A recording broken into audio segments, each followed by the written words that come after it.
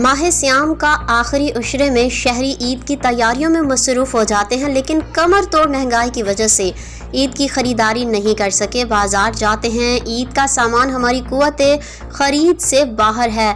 साला साल ईद सीज़न का इंतज़ार करने वाले दुकानदार भी इस गैर यकीनी सूरत हाल से परेशान हैं। रमज़ानुल मुबारक का आखिरी उशरे के साथ ही बाज़ारों की रौनकें मांद पड़ गई हैं।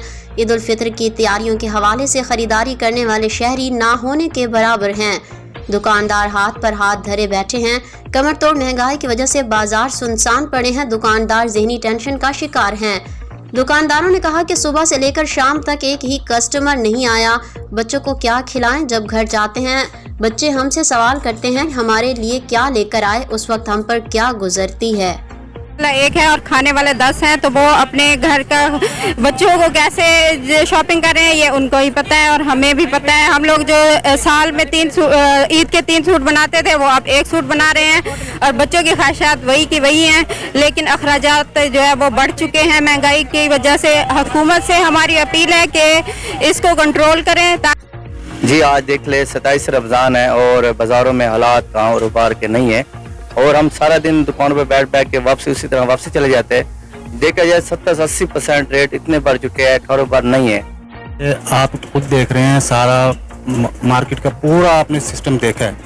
हमारा शॉप का ऐसा सिस्टम हुआ है, हर चीज़ महंगी हुई है। हर चीज़, एक चीज़ जो 100 रुपये में थी अभी 300 रुपये में हुई हुई है।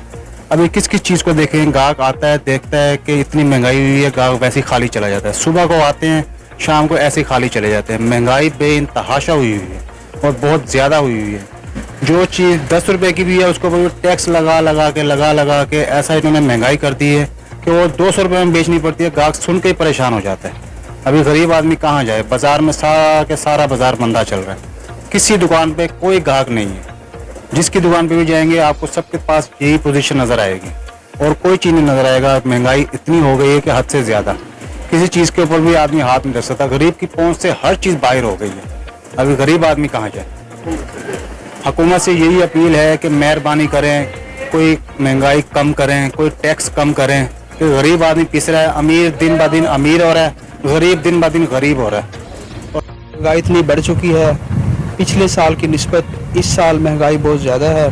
कारोबार है नहीं, अगर कारोबार चलता है तो वो बिल्कुल ना होने के बराबर है। अगर हमें उसमें 50 रुपये बच रहे हो ना, हम देने के लिए तैयार हैं, लेकिन उसके बावजूद भी यहाँ गाहक नहीं है।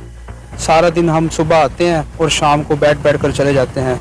महंगाई बहुत ज़्यादा है, लिहाजा ये अपील है कि महंगाई को कम किया जाए और रोज़गार नहीं है।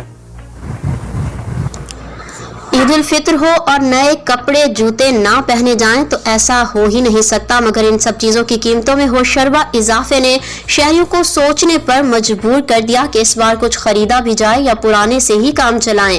शहरियों ने आला हुकाम से मुतालबा किया कि मुल्क में दिन ब दिन इस बढ़ती हुई महंगाई को कंट्रोल किया जाए ताकि आम आदमी की मुश्किलात कम हो सकें।